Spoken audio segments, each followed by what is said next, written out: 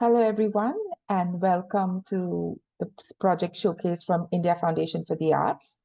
As many of you may know, India Foundation for the Arts is an independent nonprofit that supports and implements projects across research, practice, and education in arts and culture in India.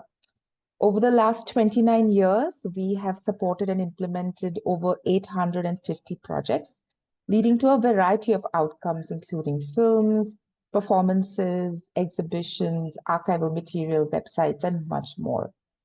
Project Showcase is a series of presentations that IFA organizes to share these outcomes with a much wider audience, to encourage conversations, discussions, learnings from the variety of work that our project coordinators and grantees have done in the field, and to extend the discourse and work that's happening in arts and culture in India. Today, we have a very special project from our arts research program that looks at and explores the history of Delhi. Today, I have joining me along with our presenters, my colleagues Harshita Bartwal, Program Officer, Arts Research, and Ritvika Mishra, Program Officer, Archives and Museums. Before I hand it over to them to introduce the speakers, a few house rules. Here on Zoom, you can use the chat to leave your comments for the presenters. If you'd like to ask any of the presenters a question, please use the Q&A box. This event is also streaming live on Facebook. So if you're watching on Facebook, do leave your comments in the chat comment section on Facebook, and one of my colleagues will bring the questions here for the panels. I'd like to welcome and introduce Harshita Bartwal, Program Officer, Arts Research, to share a little bit about our Arts Research program and introduce today's project. Over to you, Harshita. Thank you, Menika. Am I audible to everybody? Yes. Good evening, everyone, and welcome to today's project showcase. I would briefly give an introduction about the program, and then we'll move on to the presentation after I introduce the speakers for the day. So under the Arts Research Program, we engage researchers, scholars, and practitioners to research various histories and expressions of artistic practices in India. We encourage people to apply with project ideas that investigate marginalized or overlooked areas in the arts, or even offer new readings of artistic practices, or come up with interdisciplinary ways to break new conceptual grounds, and so on. Today, we have Geetanjali Sayal, joined by Prashansa Sachdeva for the project showcase Deco in Delhi. Geetanjali received a grant from India Foundation for the Arts under the Arts Research Program for her research, where she looked at the history of the city of New Delhi through the Art Deco architectural style. And today she will be speaking about that. I'll just briefly introduce Geetanjali and Prashansa. So Geetanjali is an architect with a master's in narrative environments from Central St. Martin's, London. Currently, her practice mostly lies in the realm of architectural research, designing tactile public experiences, and more specifically around lesser-known narratives of a city's modern heritage. She will be joined today by Prashansa. Prashansa is also an practicing architect and design research graduate based in New Delhi. I will now hand over to Geetanjali to move on with the presentations. Over to you. Yeah. Thank you, Harshita, for the introduction. And hello, everyone. Thank you for joining us this evening. So I would like to start by adding on to Harshita's introduction further. Considering Prashansa and I come from an architecture background and had been in practice for a few years, we connected on this common interest of exploring an alternate side of Delhi's heritage. And Prashansa has spent a large part of her life in Daryaganj, surrounded with styles that had no official nomenclature or recognition of any kind, but equally felt valuable as part of the city's heritage. I personally had done a few projects during my architecture and master's course, touching upon the future of 20th century heritage and re-looking at what currently constitutes its definition when it comes to modern architecture. In the beginning of January 2020, we decided to do our first walk ourselves in the neighborhoods of Daryaganj and Chandni Chowk, resulting in a handful of images which further piqued our curiosity to know more about these styles that we discovered. And soon after, through research and comparison with other cities such as Bombay, we realized that these neighborhoods had a significant number of Art Deco style buildings, but found no trace of their existence via online research or from speaking to people around us. The study of Art Deco provided us with an opportunity to rethink the notions around its heritage and more specifically modern heritage, which felt quite understudied in the context of this city. So today's presentation is split into 4 sections, touching upon the initial phase of the grant and the processes that are tailored to a project that almost had no pre-existing documentation or literature, research findings that we came across, the grant outcomes, and finally its impact. So starting with the initial phase of the project, the next few slides will go through the fundamentals of why the project came into place, Art Deco as a lens to study Delhi's everyday heritage, and the relevance of the project in the current scenario. So starting with what the project is about, it's basically a narrative building exercise to present Delhi's urban heritage that has shaped the city between early to mid 20th century for the current and future generations, shifting the focus away from the predominantly discussed Mughal and colonial styles. Why Art Deco was relevant for us is because it was a predominantly seen style in the city that we realized through our research between the 30s to the 50s, and yet it bears no recognition from the scholars. It also preceded the modern architectural landmarks of Delhi and hence can act as a mode to analyze the voids in the current study and listings of its modern landscape. It's a style that is a substantial part of its modern heritage and remains neglected from the current discourse on the city's 20th century architecture.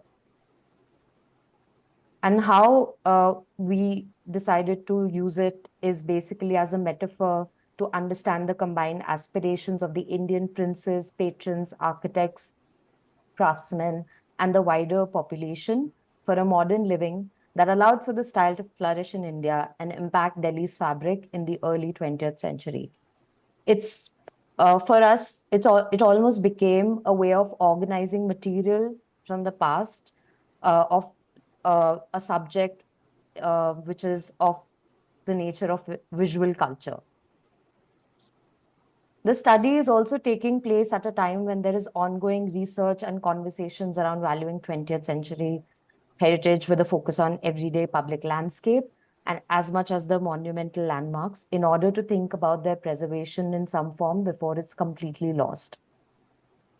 And finally, for what is to look at filling the scholarly gap in the Delhi's evolution between early to mid 20th century, building familiarity and a sense of belonging for the present and future generations, and to generate worth in a global arts movement present in the city and its future incorporations in heritage listings. The next phase of the presentation, we'd like to discuss the various processes that we adopted to collect and correlate data. Starting with mapping, a lot of our initial data was pinned on maps to understand patterns and trends the style followed in Delhi. This involved location mapping, understanding the style's expanse and timeline, getting a sense of clusters, and starting to correlate the socioeconomic characteristics of each pocket with the examples. Mapping helped extract data that further let us study the typologies the style existed in, the categorization of the style, and further in understanding influences. We analyzed the evolving expanse of the city across 3 significant time spans, leading up to the 1940s, which is when Delhi observed a significant number of Art Deco buildings spread across multiple neighborhoods. In 1911, Delhi was declared as the new capital. This meant while a new pocket was planned to be developed as New Delhi and seat of the Raj, a number of changes were happening to the existing city. New establishments came up, a lot of people moved in order to seek business and other opportunities in the new city. In the 1930s, when the capital was almost towards completion, a clearer boundary of the neighborhoods were formed during this period. The margins of Old Delhi and New Delhi were also becoming clearer. Around the 1940s, the time period prior to and after the partition, was extremely crucial as this is when most new pockets and neighborhoods were properly developed.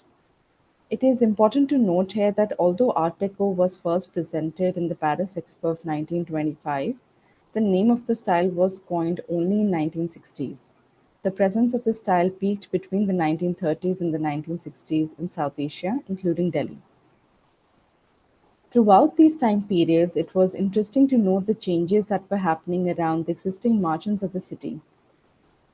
Jyoti Hosakar's diagram of development helped a lot in our understanding. Along with new buildings and renovating the old, these areas saw more experimentation in the styles of construction, with a rise in new building typologies. The only exception being a few princely palaces like Dholpur House, Kota House, Jaisalmer House, amongst the others in central Delhi, which were designed in line with Art Deco with luxurious stays as per the princely families. Further delving into the style's expansion in the city, it was worth noting the role of the Delhi Improvement Trust, established in 1936 to look at health and infrastructure planning of parts of Delhi apart from New Delhi. Some of the DIT schemes which coincided with the presence of Art Deco in them are Daryaganj South, Western Extension Scheme of Karol Bagh, and the Mughal Roshanara and Sadar Bazaar areas. The way in which the style developed in each of these areas said a lot about the nature of capital that went into it, the materials used, skilled labours deployed, as well as the various social strata for which DIT used Art Deco as a medium. By far, the information we had at hand spoke about the more tangible aspects, and these data components were related to each other as well as laid emphasis on the project. This exercise helped us create a more nuanced understanding towards the categorization and classification of the style. Post mapping and starting to analyze the data, we could cluster the examples found in various typologies in which the style existed in the city.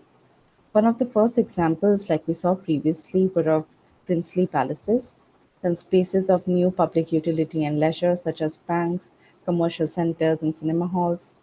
Private dwellings and hospitality flourished next. With the understanding of the style better and through conversation with many experts, we were then able to classify the examples found as pure, hybrid, and influenced, where we analyze the building's form and the layout, material of construction, motifs, and ornamentation. For us, pure constituted examples which had a centrally symmetrical or aligned form, emphasis on entrances through towers or porches, bandings, and other ornamentation related to Art Deco. Hybrid are where we observe the presence of more than one style merged as a stylistic choice. Influence is when only certain elements of Art Deco are observed in an example, where another prominent style is present. For example, only having smooth, without brick staircase with linearly stretched solid handrails or just patterns of jalis as that of Deco. Conversing with people in different cities, noting similarities in typologies, helped assess the examples we had found. The comparison also shed light on the variations because of geographical context. We could notice the spread of the style in India at almost the same time period, often involving the same architects and patrons. This is possibly one of the ways in which the style reached Delhi. As a significant part of our research, we consciously paid a lot of importance to the people involved in crafting the style. For each example we found, we tried to establish linkages and networks of the owner, patron, architects, or governmental bodies, and if something triggered modern styles. We collated these stories and narratives that later spoke volumes about the Dilliwalas who were hardly ever mentioned. Next came understanding that Art Deco is a very versatile style that allows for flexibility for it to adapt references from its surroundings.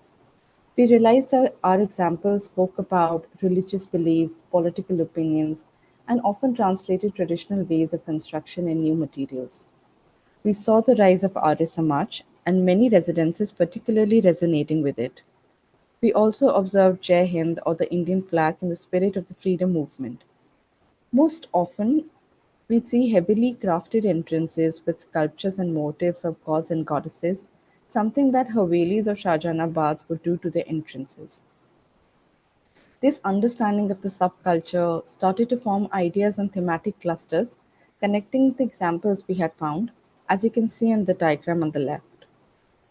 Here, we'd like to summarize the various approaches we followed to observe a different narrative of Delhi, both at macro and micro level.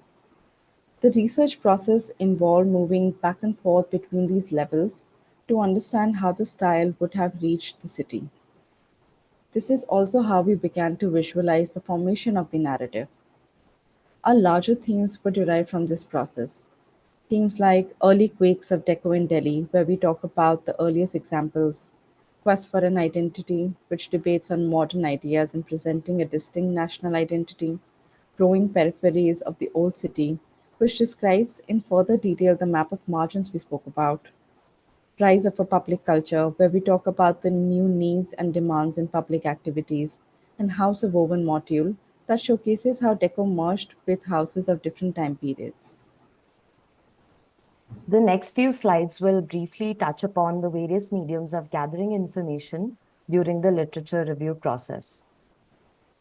So one of the essential exercises in the beginning of the research was to collate all available literature on Art Deco, whether to gather understanding of what it constitutes of, getting reference points in terms of its global and Indian expanse, the role of DIT in lending specific characteristics to neighborhoods, details related to the findings on ground to help us build a better narrative further.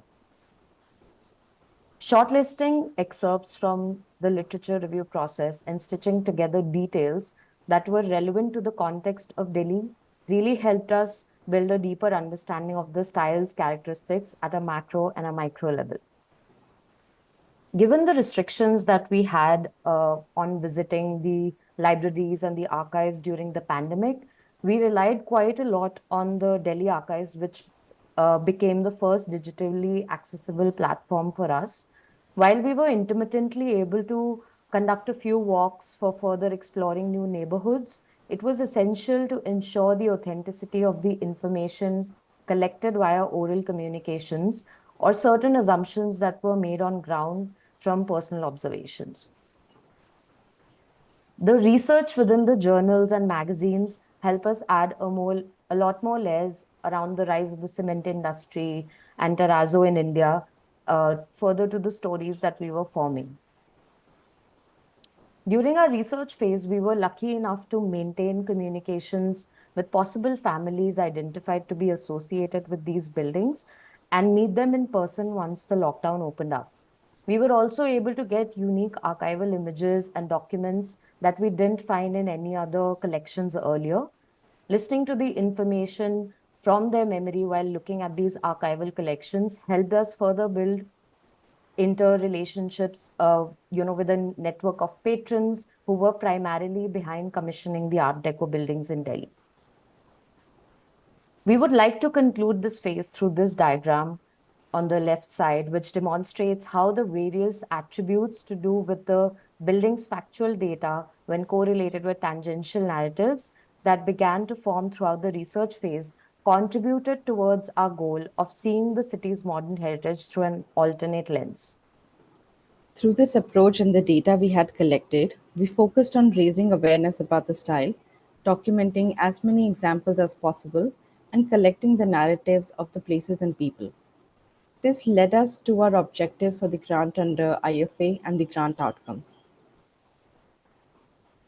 Now, we would like to quickly cover the outcomes facilitated with multiple collaborations.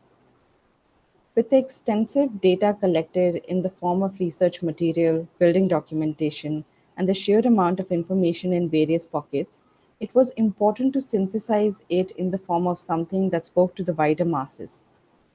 This was the primary intent in mind when thinking about the design of a digital archive in the form of a website, a pocket guide map, and the visual publication. So starting with the website, it was broadly divided into an interactive map, a buildings page, a people's page, a blog, and a glossary section. Right from the beginning, we were clear to provide a seamless experience between data and pages to the users so that they don't lose the chain of information that they're exploring and can come back to the source at any given point. We also kept in mind the different kinds of users visiting the website to be able to navigate simply. Of course, there was an option to use the interactive map as the main tool, and for others, we had an option for them to navigate it through the menu tab where all the pages were laid out in a very linear manner.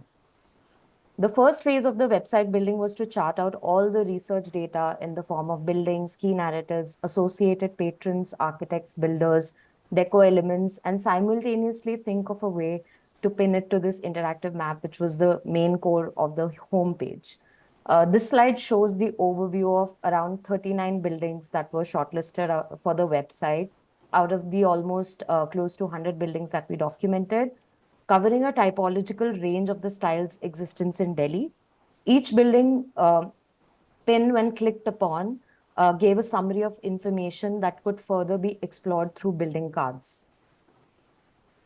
And then moving on to the narrative section, reflective of how these stories became a continuous thread that wove the research data in all stages of the project, as well as helped us understand the evolution of the style in Delhi.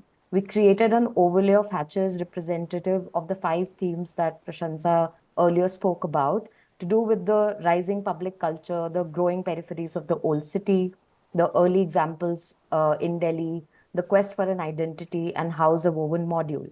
The way in which the hatches were formed were linked to the specific buildings that belonged to each of the research themes. And once on the buildings page, you have an option to further read about all the buildings at once, categorize them as pure, hybrid, and influenced. At the bottom of each building card page, which is on the right side of the slide, one can see shortlisted glossary icons linked with it. And if you click on it, then it further opens up to a full comprehensive glossary page.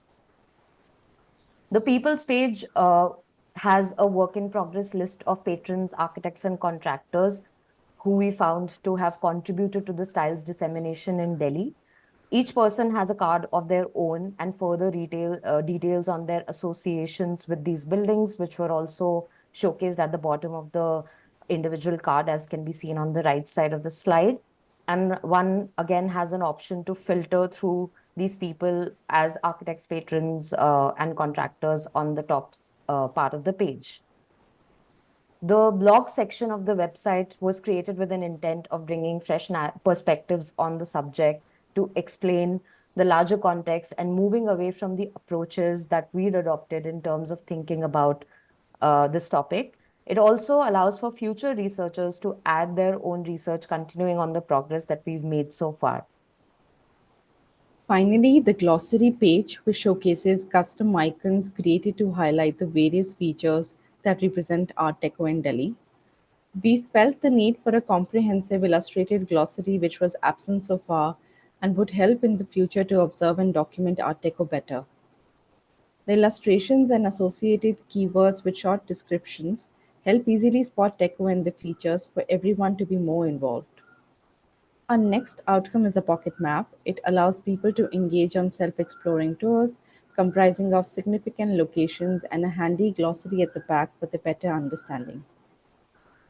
Lastly, a publication was put together where the idea was to bring together a visual understanding of the style's evolution in Delhi while raising awareness on its various facets through our research themes, a commission forward from Michael Wendover, and an essay from Arushi Watts, highlighting the importance of a style which is otherwise an asset missed in plain sight. We are also currently in the process of making it accessible through printed copies. We have now come to the last part of our presentation, which will talk about the project outreach and its impact. Outreach and engagement through Instagram, the website which acts as a digital archive and an ever-growing repository, and a data bank for future research on the subject along with the raw data, a few of our methods for outreach. Our present available sources for engagement are the Instagram handle, the website, a self-led tour on Wander app, a pocket map, and future visual publication.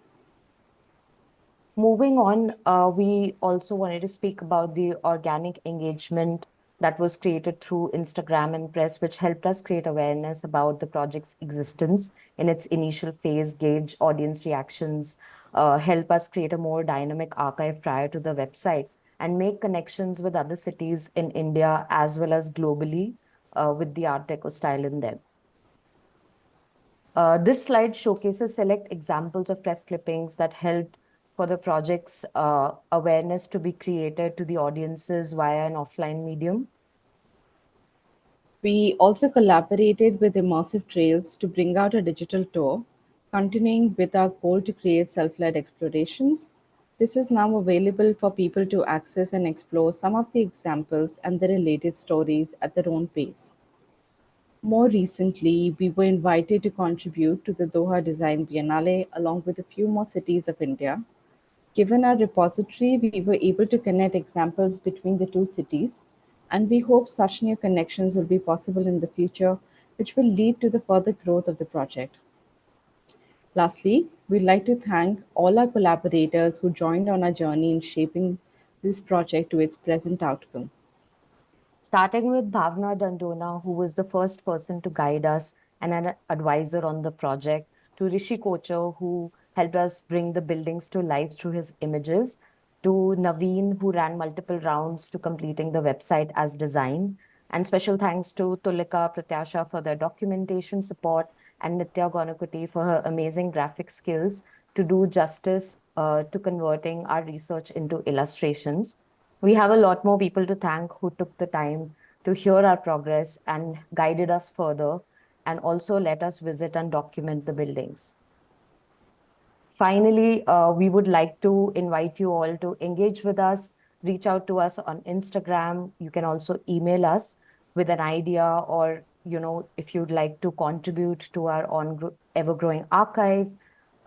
You could also reach out to us if you have any ideas on how we could take the publication forward. We are also open to conversations in general if you're more interested in learning about the project and how you can navigate through the resources which we have available to engage with the style. Thank you everyone for patiently listening to us today. Thank you.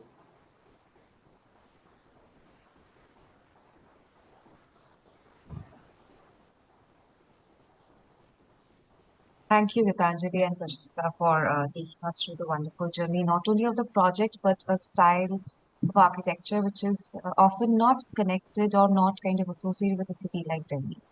I'm sure a lot of us kind of are thinking, and I really like the glossary section because it kind of becomes very handy and easy to spot when you're taking walks around your own city. I can definitely connect few of the old neighborhoods in Calcutta from where I come from.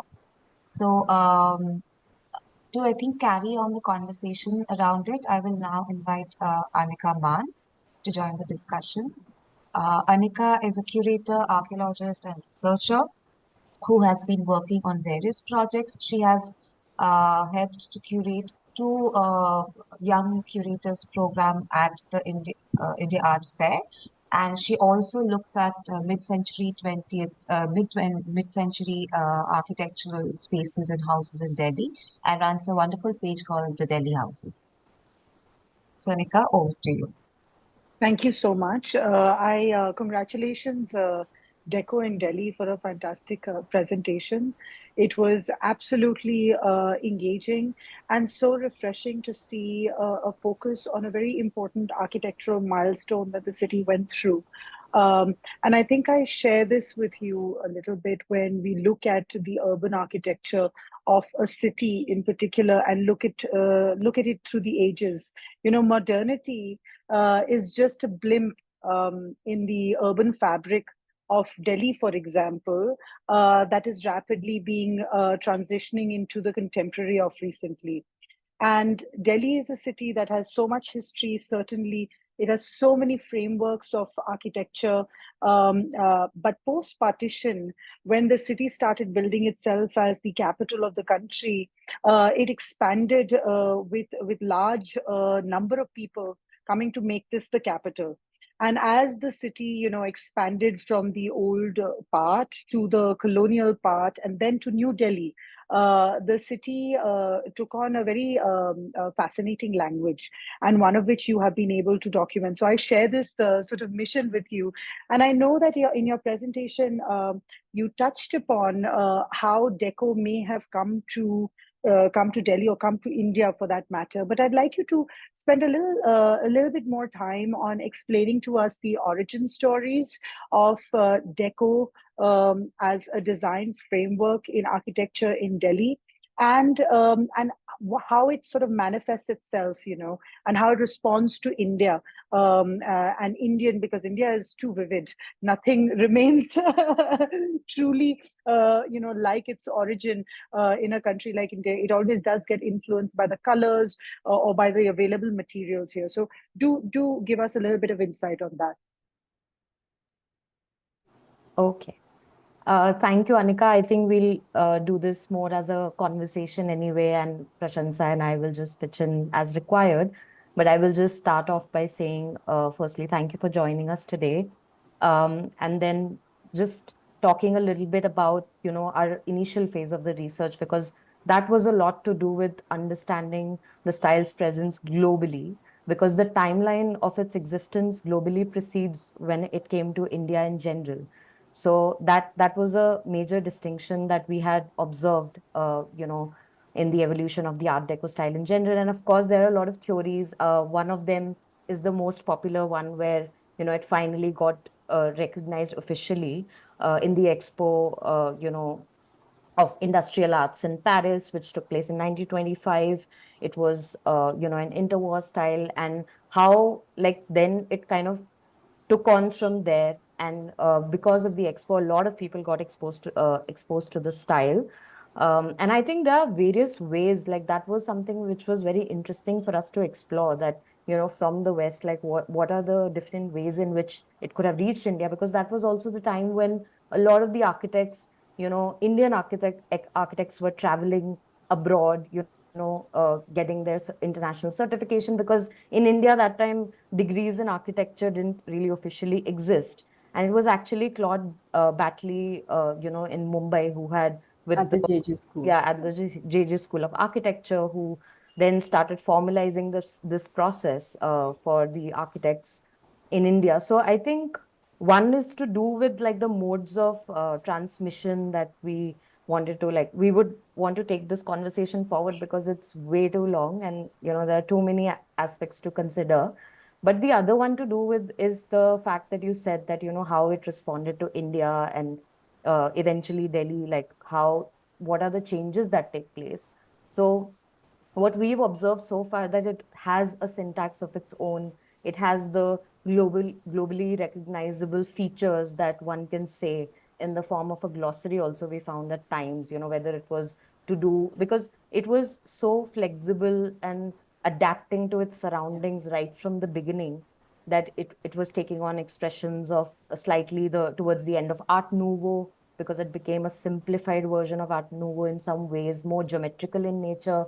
It also then, the way, like economics had a lot more role to play as well, because it then started to become slightly more affordable than a style like Art Nouveau. And then Cubism, Bauhaus, like all of these different expressions came into Art Deco. It also drew from Egyptian and Mayan motifs that we had observed, and very it was, we were taken by surprise. We used to find these motifs even within houses of Chandni Chowk at times, like just randomly popping up where you expect them to be the least. And I think these are some of the stories that we have never been able to figure out.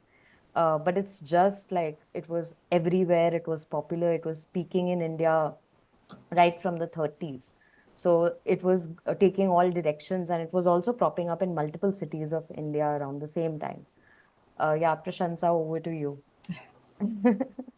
No, I'll just add on to what Gitanjali was saying, that yes, it was a style that was known as decorative arts and style modern, or the modern style. So, in a lot of journals and magazines, you'll only read the word the modern style, but the imagery would depict itself so much to relate to Art Deco. It featured in both, the more aesthetic, stepping profile styles, which was heavily geometric, as well as streamline style, which was much about the smoother curves, smoother bandings, and smoother lines. And in India, especially in Delhi, we have observed both of these aspects of the style existing at the same time period and flourishing. We can probably also argue and say, that it reached India probably a little later than the West, when it had already say peaked there, and here it spreads a little more, and then it drags itself along the 60s and 70s, and you'd see only the more accessible jalis as what carries on. But yeah, we could relate to this and probably think to ourselves that maybe it's the patron, maybe it's the magazine that they would have gotten. A very significant journal that we had found was the Modern Houses Journal. I think that's the one, Gitanjali, that had actually depicted, say, what are the contemporary styles of constructing homes, and how quickly houses were changing in the spatial layouts as well. So while we were able to document a few buildings, we were just quickly understanding these changes. It's most interesting to observe them in the older quarters. Like one of our example is Agarwal house in Katra Kushal Rai. So you have to really navigate all of Chandni Chowk to reach at one point.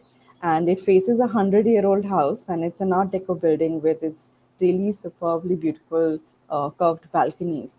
And this is when we realized that okay, they had like a open kitchen layout, which was say so modern and contemporary for the 50s.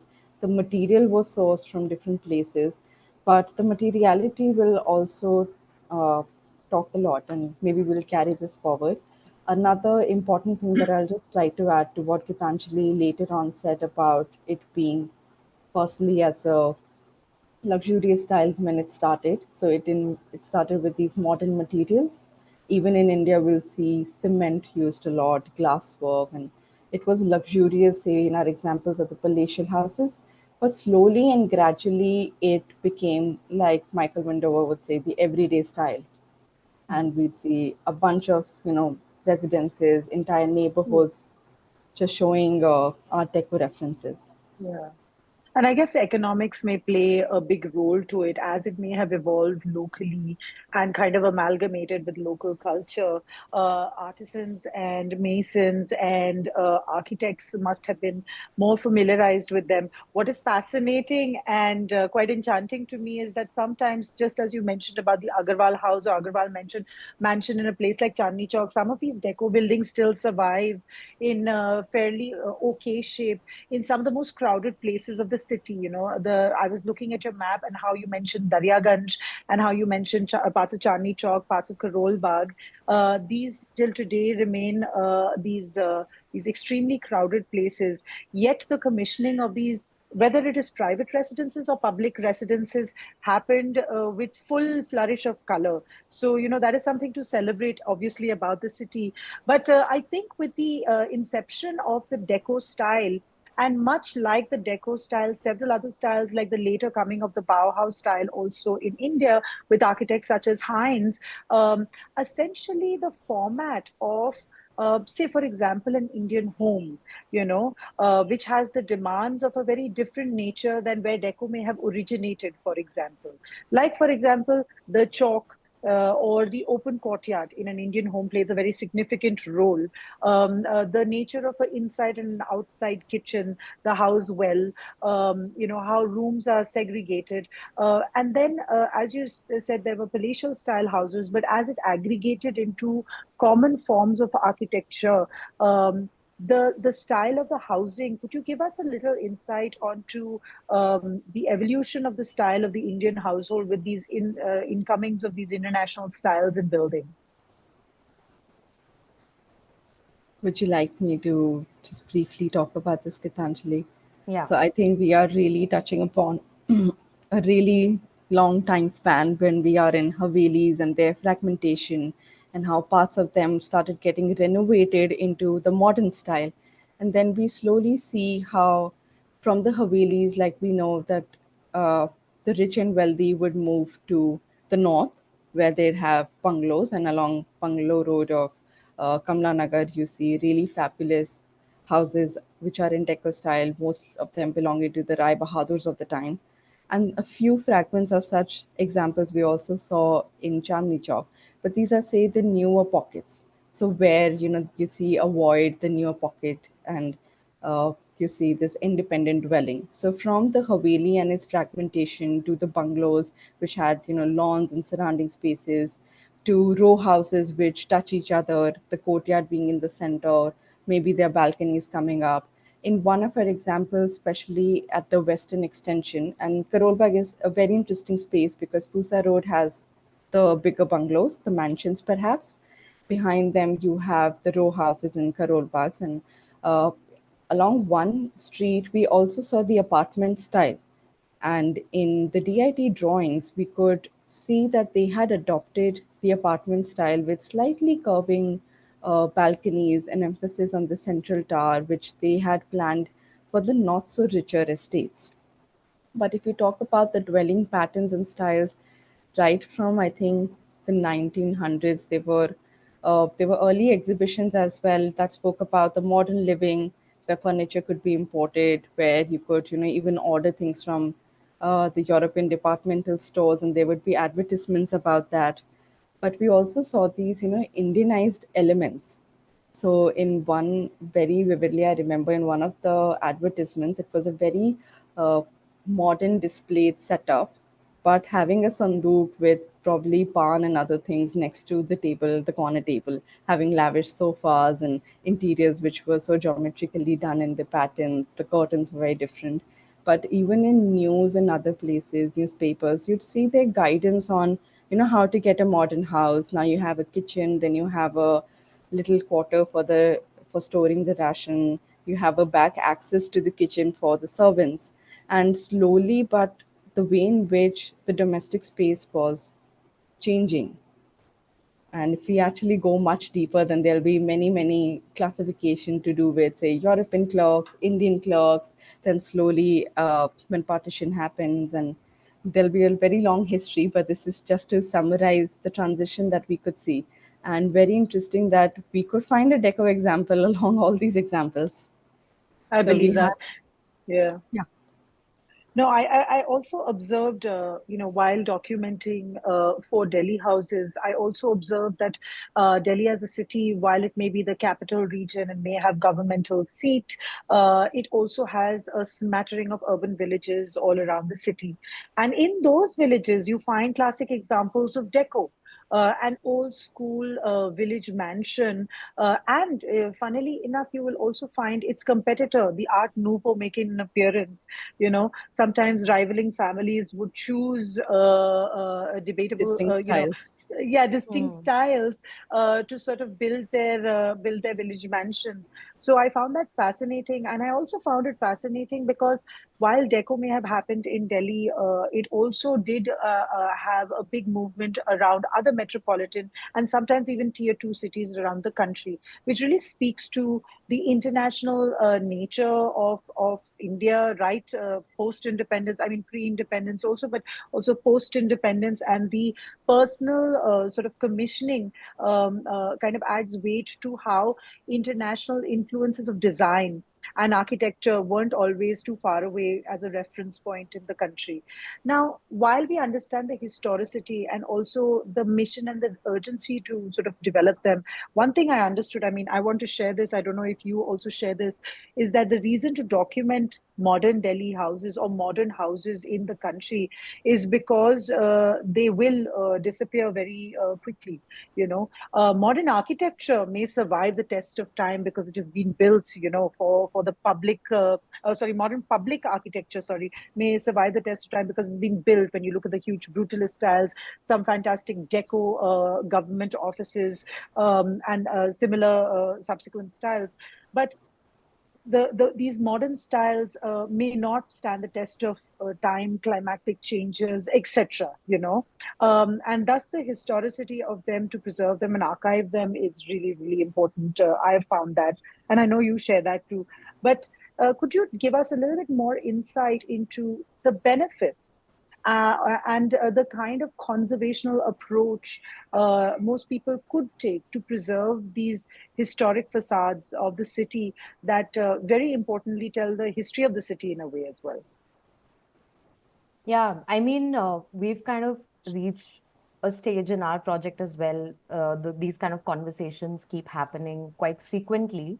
And while we have focused a lot on creating awareness through the project first, because I think what we observed on ground was that a lot of people didn't realize the value of the style or, its international connection. And there were conversations where we saw their eyes, like, shine up as soon as they got to know, oh, like my ancestors have, invested so much, and they really were quite knowledgeable. Because to, earlier when you were speaking about the colors and all of that as well, while it had a lot of potential to become like a very jarring colors, like from that palette, but we realized that it still maintained the pastel, shades of deco, although you saw a variety of those colors, which made it Indian in that sense.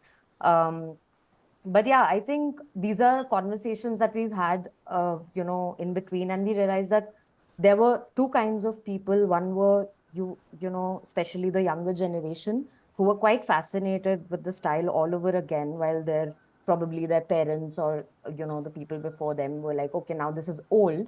But there we did see a revived interest in the younger generation to do with these buildings. So we thought that, okay, this kind of an approach needs to be kind of bifurcated into two kinds. Like, one is to do with people who are genuinely interested in preserving this kind of architecture, and what are the kind of incentives that can, be given to them. What is the motivation for them to save these kind of buildings? And there are others who need conversions, and probably like some kind of official recognition of the style could convert a lot more people. I think we are right now in the phase where we need to change mindsets first to the, with the way we look at this architecture, because it's old, yet it's recent, and it's buildings of everyday use. So the value that comes with something monumental and grand has kind of been lost in the everyday buildings that we are surrounded with. But we have our own favorites. Like, we came across Shankar Terrace, like, has been one of our iconic, finds. There was Raghuganj, and, they really, like, have been in the memories of people and continue to do so, because we realize that an example like Raghuganj, from an open ground to an Anaj Mandi, to then becoming now a Shadi Card ka market, like, it's really seen a long way. And there's a lot of potential. I think the biggest challenge right now that we've seen is the hoardings that come up. Like, the insensitivity of how the ad hoc hoardings that really cover up the beautiful details of a building. I think we were really thinking about that, how there can be some of the ways in which these people can be guided. Even if the building is not fully getting demolished, like, in between, what are the things that we can do so that it can create frameworks for people to make further modifications. A lot of the times, the modifications that are done in such an ad hoc manner also compromise the structural integrity of a building. And, then there's a lot of times conflicts that are happening, disputes that are happening to do with property. So I think, to respond to your question or this discussion point, we've had lots of observations, but I think it's a larger conversation to then kind of come to certain kind of consensus, like, how can we now streamline it further, and how can we really think of ways of saving. Like, for example, there was a Gulcha cinema, and I personally spoke to the owner as well, and he was like, no, but these days multiplexes are in, it should be a mall. Like, what's the value of having a single screen cinema? While in the West, like, we've seen so much potential in these buildings being converted into places of exchange, like the land use which had been dedicated in the past to exchange, or this response to the growing culture of a city. I think that is what we felt is gets compromised when these kind of buildings gets replaced with something that they call commercial. It's very heavily, yeah. I think the benefits of what they are getting out of it commercially is also missing right now in this Correct. conversation. Yeah. Yeah, Correct. I absolutely. think, yeah. Go ahead, Prashanta. You were saying something. Well, I was just adding that, you know, one of our examples is very nicely preserved and converted, which is Bloom Rooms. And this is a Yes. hotel which was Hotel Airlines, and Bloom Rooms took over, and they did nothing to change the style and its facade. And it's really amazing to see it right at the corner of Paharganj in yellow and white, their branding colors. But even from the inside, they haven't changed it much. And while Gitanjali was mentioning Golcha, it just triggered to me that we have Delight on the very same surrounding actually. And Delight is so much into the zone of their style, and their interiors are still in deco. And they will tell you that, oh, our bar counter is from the 50s, and you walk down the gallery and you see how beautiful it was. So, yes, we do come across both sides of people, and what Gitanjali said is very correct that they don't see firstly any incentive in saving it. Secondly, it's not that recognized because if you check records, they will never say it's Art Deco. It's modern, it's from the time period, but even for public places, public buildings, we don't see that understanding. That also goes as far as to going to the Delhi University and conversing with them that, your towers are of Art Deco and they're so nice and all of that. And we are super excited. And they're like, yeah, because they don't know what style it is, but at least they're appreciative, so which is great. But yes, we do see that there could be more that could be done to maybe help the people. We keep on thinking, like, one of our thoughts very early on was to create a toolkit if possible. How do you do repairs? What do you do to terrazzo? Just basic things Yes. to assist the common man, and while the public building can search for its funding and do a lot more to it, but something that engages them. But yet, I think both our projects, even Deco and Telehouses, would have built that amount of familiarity. And I'm sure you would have also faced a similar question that, are you doing something to conserve it or preserve it? So, what are your thoughts when you go around, say, private residences specifically? Yeah. No, I face that also.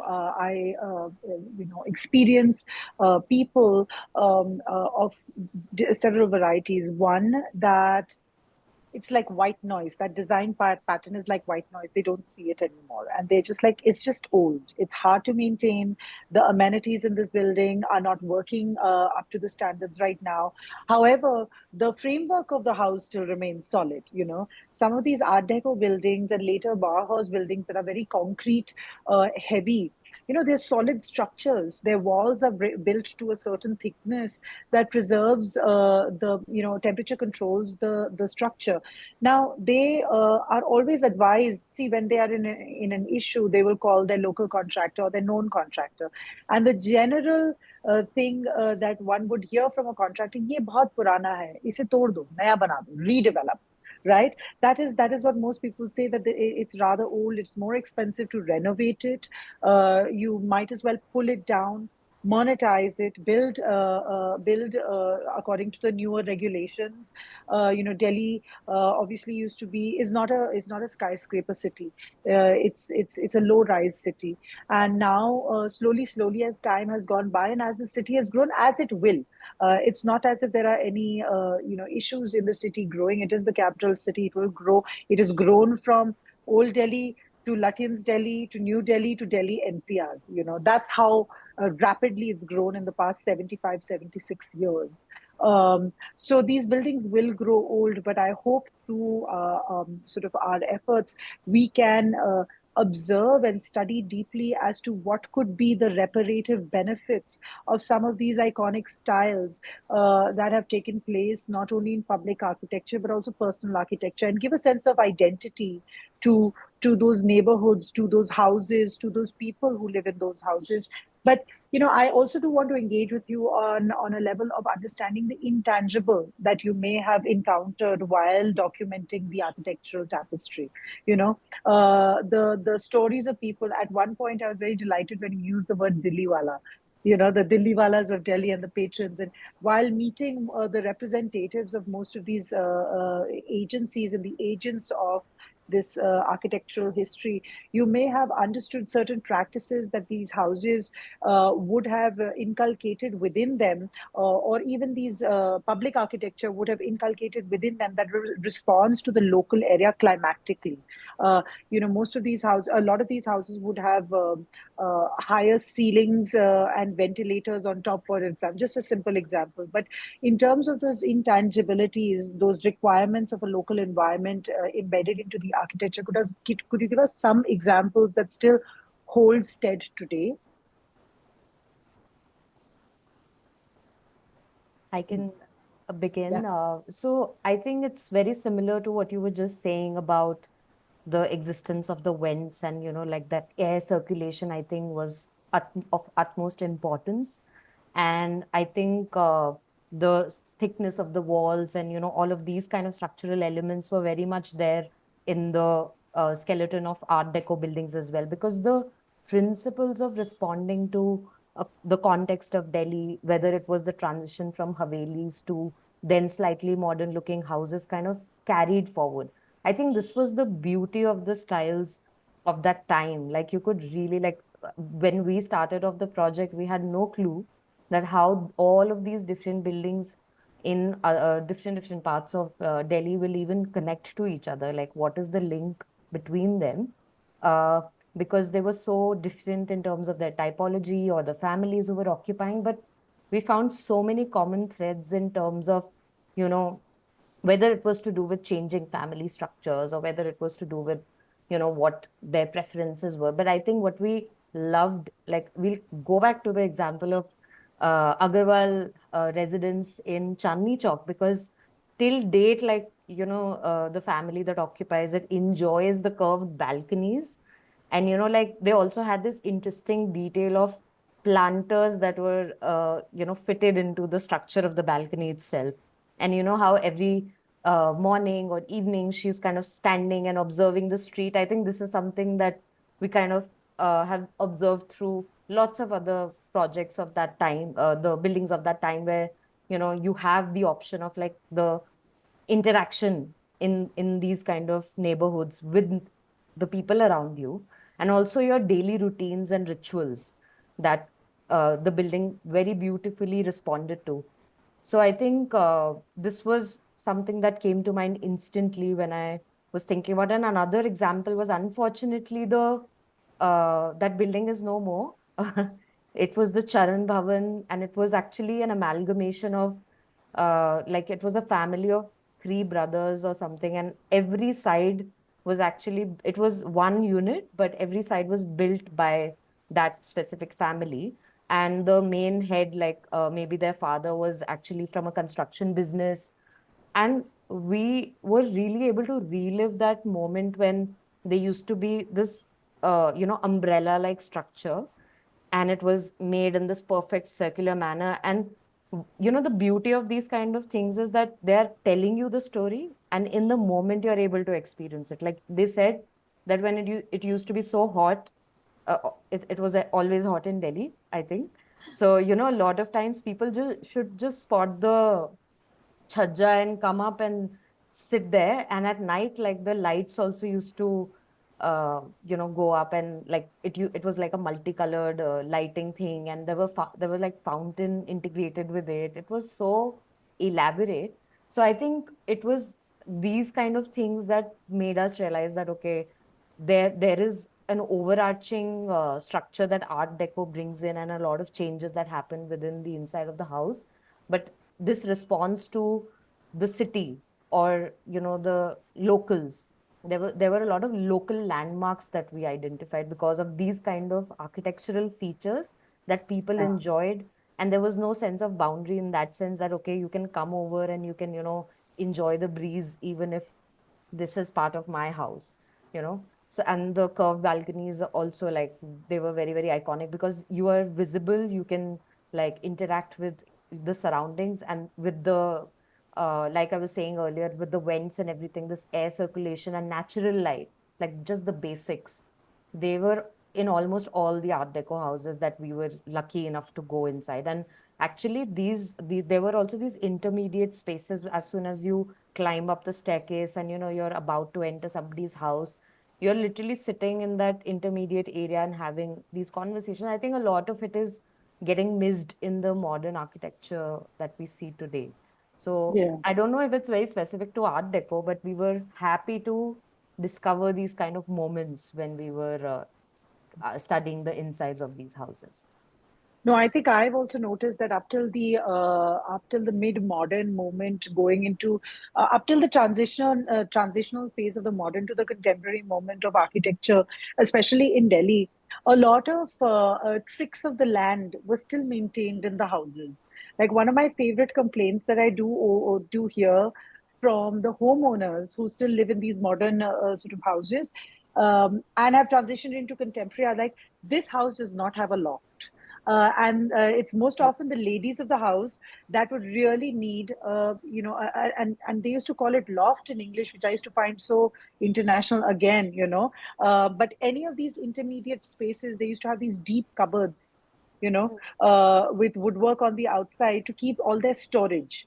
And now, as we are coming into the contemporary framework, where sort of minimalism is quite a desirable aesthetic currently, uh, some of those houses get stuck in the lack of storage that an Indian household sometimes needs. So I find that quite comedic sometimes. But moving on from that, I think one of the things that I am beginning to realize, and I was wondering if I could engage you in understanding if you were also beginning to realize, slowly, as you're documenting the city, and you're keeping a sort of open,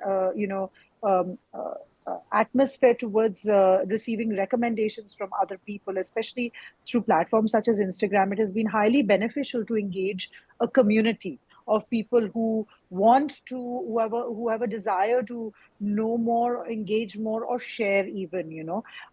So Instagram has been extremely beneficial to me as a platform rather than something like a website right at the onset, primarily because it's there for everyone to see. It is not to be searched for, it is just there. While that is happening, and you are mapping out the city and I'm mapping out the city, while I'm mapping out the city, I do understand that there are so many recommendations one can make in terms of how there may be merit in maintenance, conservation, as opposed to constant redevelopment. And I have begun to understood over time, it doesn't just go in terms of the informing the state or something like that, but also the individual patrons in the benefit of giving historicity to that area, so that it lends to the city as well. Have you also observed some things like that? Yeah, absolutely. I think one example that just came to my mind when you spoke about uh, people who still belong to the areas and add on to the historic fabric. This is to do with the Ramroop clock tower, which is in Sabzi Mandi, and it's super crowded. And even though it's a highway, it's super cramped, the road width. But when we visited that neighborhood and that landmark, it's actually a landmark. It's right in the middle of a chalk, and the guard there told us that the family still lives here. So we just approached the family and their memories about the place, about how they used to hear that from the terrace they could see the clock tower, and it is their great or great grandfather who constructed it, and how associated they are with the space and the surrounding, and the fact that he was, say, the rais of the area who constructed this landmark for the common people, giving them a sense of time all always, because it's a surrounding of mill workers, and the Birla mills was probably a road length away. And this patron felt like this neighborhood would benefit most from having a clock tower. So everybody gets this sense of time, and for himself also, he gets to see it from his house. And then his family started telling us that they have these options of moving out to newer pockets of Delhi, which they can easily afford, but then these stories will be missed. And they had collected all of these old photographs that Geetanjali and I presented even on a slide.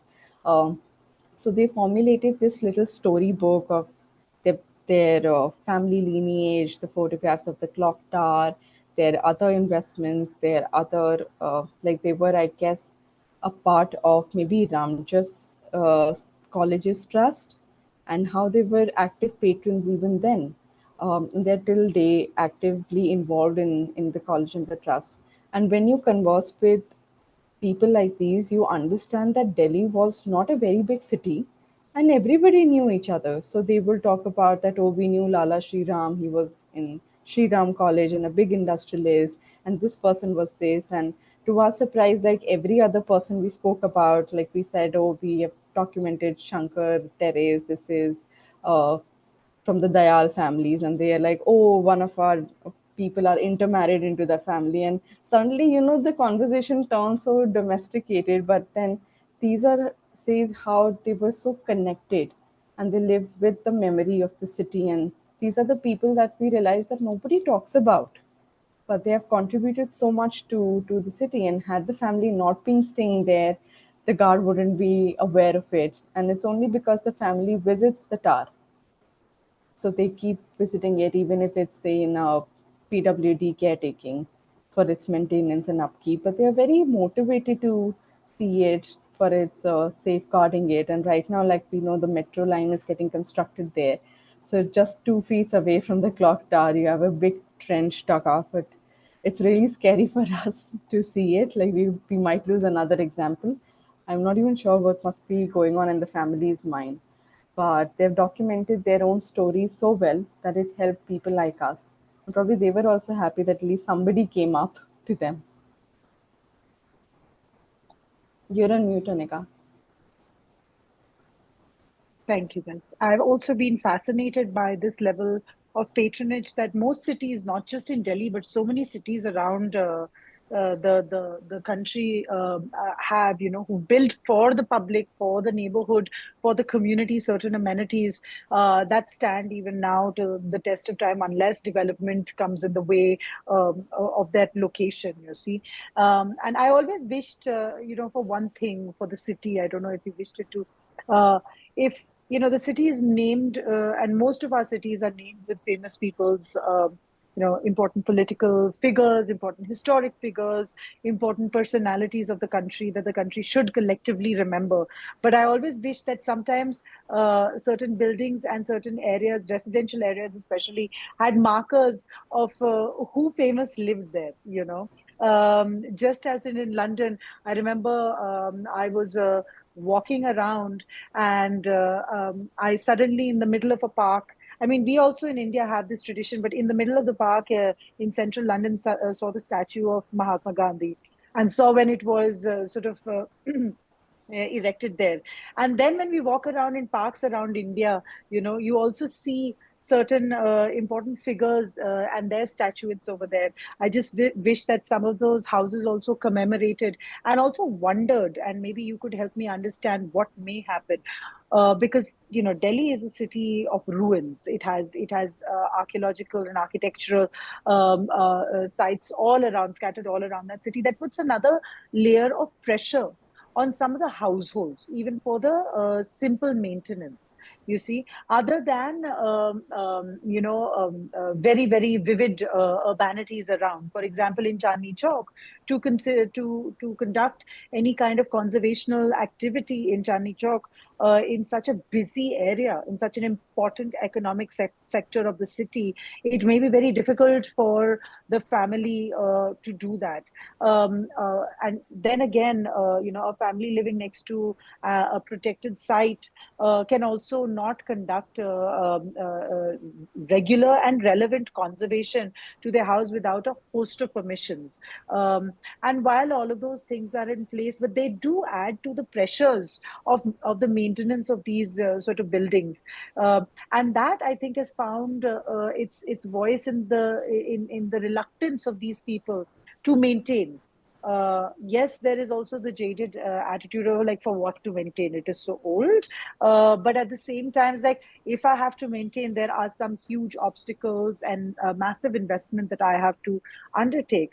So, since you have been so deep in certain of these areas, and also with architectural background, how do you think something like this can be tackled through sort of archival projects that are informing how this urban fabric is pertinent, you know? Mhm. Yeah, I think we also had a similar experience where somebody spelled it out to us by saying that, no, like I'm the kind of person who is interested in, preserving my house, or I want to do this, but there is this also notion where somebody gets some building gets tagged as heritage, and then you come under an array of regulations that you don't really want to get into because it's not fully right now in the benefit of the occupant. So I think Correct. so I think that was something that was surely pointed out to us as well, and it was a bit disheartening to hear, although that's the reality. So I think the places which are closer to such historical areas in general, and they automatically get tagged, come under the heritage zone. I think they're, again, like going back to the point which we were discussing earlier, is to now start understanding like what are the ways in which there can be exceptions made for certain kind of cases, like there should be a different screening process, or there should be certain guidelines that these kind of categories of buildings can come under, and they can follow a slightly different path. Because while the growth of the city, like nobody says, even throughout our project, we are not saying that we should save each and every building, but it is just trying to keep intact a part of history of Delhi that is very much important. Like we also speak about it in our presentation as the monumental architecture. So I think it's just a matter of now getting into more detail of these kind of scenarios and seeing like, okay, firstly, what is the impact that a tag creates for this architecture, and then finally, what are the ways in which we can approach these case examples and try and understand like what can happen. Like we don't really have the answer right now, but these are questions that we have Yeah. stumbled upon and have asked ourselves as well when we speak to people, and they tell us this. I think it was a Yeah. sheer combination of passion and commitment and capital, where we've seen patrons really successfully execute Correct. certain projects, and they've really, like, for example, the Delight Cinema, everybody knows, like that's a living example of how a building can survive the test of time, and it didn't really have any structural issues per se to that Mm. extent, or so I think that it also requires like this in between monitoring of certain buildings, and to really say like, is the demolition required from a structural perspective, because that's just a perception that a lot of people have, or is it really like just a conflict or something else that is becoming the reason for it.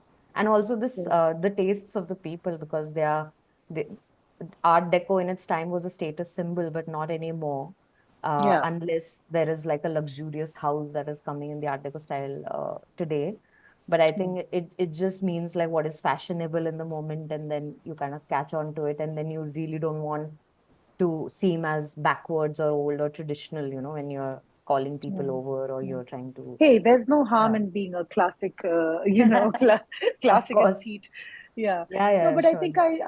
I think we both of us working, yes, in the same geographical area, but with the same mission to archive and document important parts of a city's history through its architecture, whether private or personal. And I think I would like to open the floor to all the participants and the members of IFA after I share one thing is that this trick will remain in our mind. And I think both our projects intend to answer this little trick because the maintenance of most of these architectures, also the onus falls on the person who owns that architecture, especially when it is a privately owned form. And several structures have come to the aid of cultural preservation. Things like CSR, fantastic grant programs, etc. But when those have to apply to the facades of private architecture that actually are shared with the city, then maybe those schematics right now have not evolved to address an individual, and thus those urban facades still will remain in danger. And I hope the community that your project has engaged, and I hope to engage through my project also, can help us also think through this. And I feel like with that thought, I'd like to leave it open to your comments and to the team at IFA and the participants today.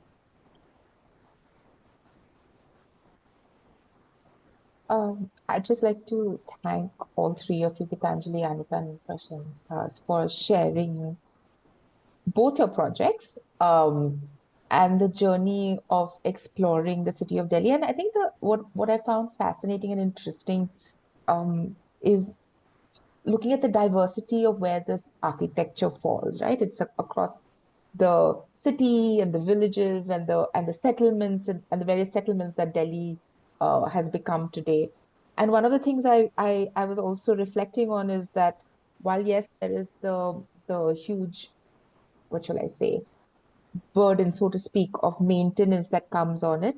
What I was fascinated was the openness with which people engaged with both of you, Gitanjali and Prashansa, during a project. Because when we have engaged with other neighborhood projects, especially to do with architecture in urban settings, often there is a hesitance to be documented, photographed, put on public platforms because there are commercial slash other familial interests that come into play, and therefore this is a unique kind of space that you've been working in. I have one question, and I know there's one question from the audience member. Um, uh, I was just curious, of course, having seen some of the architecture in different cities, I realized that there are different motives and designs and maybe, that seep in, like cultural or religious motives. But I was very curious, was there something distinct that you observed because you've been looking at deco all across the country for Delhi that perhaps was something that you didn't see in other cities? Yes, I think at some places we could say that, okay, this motif is, say, only observed in Delhi, or maybe the way in which, how the nameplates were happening in Terrazzo very uh, heavily. Like each house had its own name, the year, often written in Samvat, embedded in terrazzo, and this is all cast in situ and put up on the facades. In one of the cases, we found an Urdu script, so it just said "Mashallah" on the facade. But that's something that somebody told us that, oh, people do it in Kashmir, and maybe the person would have traveled and got their house done. There is also a very interesting detail about a circle. So Latins had incorporated these circles into the design of New Delhi, and we don't know how did it transfer from there. And all over in Delhi, say Raghuganj had the circle at that very iconic moment where you're intersecting, the lintels with the post. So a circle is there. Or Shankar Terrace had overlapping circles. Now Lutyens' fascination was because it's a pure form, and he was a little mad in understanding that. But we don't know how these translated to deco. So this is something that we felt is very relevant for us, and maybe it is there in other cities, but we found it really holding a very strong connection with Delhi. Any other Gitanjali that you felt is Hmm. I think what I realized was that while, visually these motifs might have some certain similarities, but when you start decoding the ways in which they present themselves in those facades are very different for each city. Because, like we were discussing earlier, the style was really imbibing from its neighborhood. What are the kind of settlements of families that were living in that area. So, for example, Kamla Nagar is a great example of Delhi where we saw like one of the very few clusters of Art Deco facades because the pure part of the building might have gone through transformations. But a lot of times, I think this frontal facade, the way, even if it's like tropical elements, what are the overlaps of those tropical elements that you see in Kamla Nagar, you might not find the exact same in any other city. So it was a mix of things. It was about, okay, if a certain kind of, like, there were names that were belonging to somebody's mother in the family or somebody else, and those appeared in the frontal facade, in the handmade paint, like, sorry, the handmade types, because a lot of it was in situ work. So you were really creating the typeface in the moment in a way and just putting it out there on your in the front of your house. So I think while we can broadly say that, of course, Art Deco buildings had this character trait of, having like pothole windows and, like nameplates and all of that. But the ways in which like that specific, like the uniqueness of that particular site would have taken place will be very different from, say, Calcutta or Hyderabad, like the all of that. So Samvat is something that we observed was quite uniquely seen in Delhi as a script, as a way of writing. But I've not heard that from other cities so far. I'll just share a few comments and then hand it over to Ritvika. Um, I mean, everyone's very fascinated with the project, and Nathaniel from Facebook says thank you for a wonderful project, and the website is superb, especially the glossary. Congratulations to Deco in Delhi.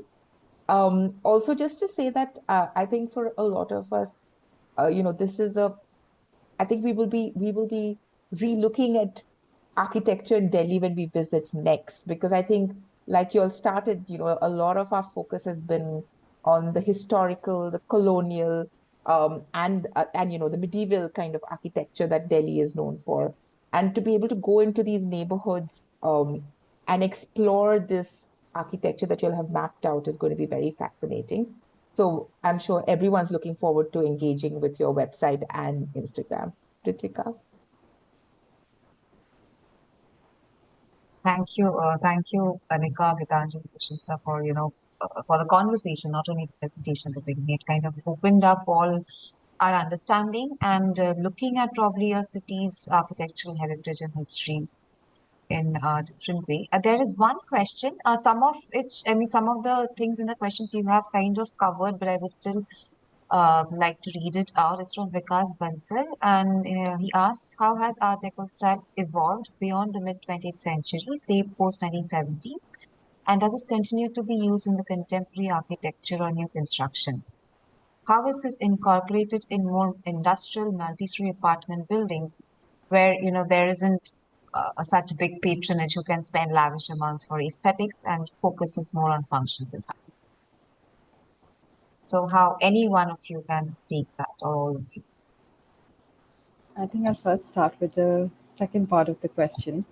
It's not really just about the big patrons or the lalas who would invest into it, because we did talk about this everyday style, because each and every middle class house would then be deco. And these pockets that we were talking about, say Roopnagar, Kamla Nagar, pockets of Karolba, they're all post partition pockets. So these neighborhoods were developed to house the refugees, cut into plot sizes that they could afford. And this is also the time of great material rationing. So it is not just the rich and fancy who could afford it. Slowly, Deco translated itself to even the common man, and that's the beauty of the style, that it could relate in the simplest form of just bending the plasterwork, or it could just be that you add heavily to the interiors and focus a lot on like cut glass. It was up to you, but it manifested itself into the more economically feasible pockets as well. uh, Answering to the first part, after the 70s, in our documentation at least, we have only found influences. So the influence is the most last segment of our documentation, where you see that maybe it's the precast jalis that have carried forward in Delhi. Maybe outside of Delhi, and when you move to, say, smaller towns and so on, you will still see the presence of Art Deco. So the style is not just limited to the cities, but it will go to suburban, it will go to the tier 2 cities and tier 3 cities and so on and so forth. For us, and our documentation is based, we did find subtle influences. Maybe in the contemporary times as well, people must be, it's the trend to go back to time. So I do see terrazzo getting revived. A lot of new practices who are coming up, design institute of manufacturers who want to bring back, the pop color terrazzo into architecture again. And now you'll see interiors being getting this influence from deco, or this is, or people just say this is deco because it's getting so much motifs and ornamentations. But what really deco lies in is still a complex thing that one has to study. Gitanjali, would you like to add on? I think you've very well covered everything, but this project, like the term Art Deco itself, is not just versatile for architecture, but it embodies like so many kinds of design fields, I would say. Like Yeah, it's jewelry, it's graphics, it's films, it's like so many more things. furniture. So furniture, exactly. So I think, Advertising yeah, also yeah, yeah. different, Like yeah. you'll find Art Deco like You can even spot it within furniture markets of today, where you would like to acquire certain types of furniture pieces that, are still very much iconic. And I would say that to stay true to the style's presence in the city, like we have like a very fixated timeline of, when it was being actively and consciously being used at the time when it was kind of, in its like genuinely everybody was getting inspired with given the current state of things. But there's always inspirations, there's always imitations. If you spot an interesting detail somewhere and you would want to just model your house accordingly. And of course there's a lot of potential with the interiors up to date, and the amazing work that Bharat Tiles has done with reviving the Heritage tiles. terrazzo Yeah. patterns and everything. I think it's slowly making its way in some places, unless somebody is really passionate about the style and very much aware of it from before, and they consciously find the people who, the skill set to design the building in that manner. And I think with high rises, you'll mostly probably see it indoors. A lot to do with the styling of the houses and the furniture and the posters and all of that, probably, than a pure building. Thank you. Thank you so much. And there are a few comments. I think Nathaniel has a question. Do you plan to have an offline exhibition of your project, or have you had one? Maybe we can answer it in the future, like in a future session. We've not had any exhibition so far, but it's always there in the back of our minds for sure. And like we were saying, that it was a project that kind of thrived during the lockdown. So, some of the impromptu opportunities did not happen at that stage. So probably like this is something that, like with, especially when the project traveled to the Doha Design Biennale, that was for us just the surface level experience. Like we didn't get to visit it, but at least just having that feeling of seeing the images or the research in a three-dimensional space, it has a beauty of its own. So surely, like we would want to plan one, and maybe next time we all speak, there will be something around. Yeah. Thank you so much, Geetanjali, Prashansa, and Anika. Thank you for joining us today on a Friday evening. And thanks to the audience for being there. Our next project showcase for the month of June will be announced soon. To know more updates about that, keep an eye on India IFA's social media, subscribe to the newsletter so we can know what are upcoming. Also, across our programs, we are accepting the request for proposals. So kindly check the IFA website. We are also posting the link on the chat for you to quickly check and to know about the deadlines and application routes. Over to you, Menaka. Oh, nothing more to add. Just to thank Geetanjali, Anika, Prashansa, Ritika, and the team. And we're really looking forward to engaging with your project more. I'm sure the audiences are as well.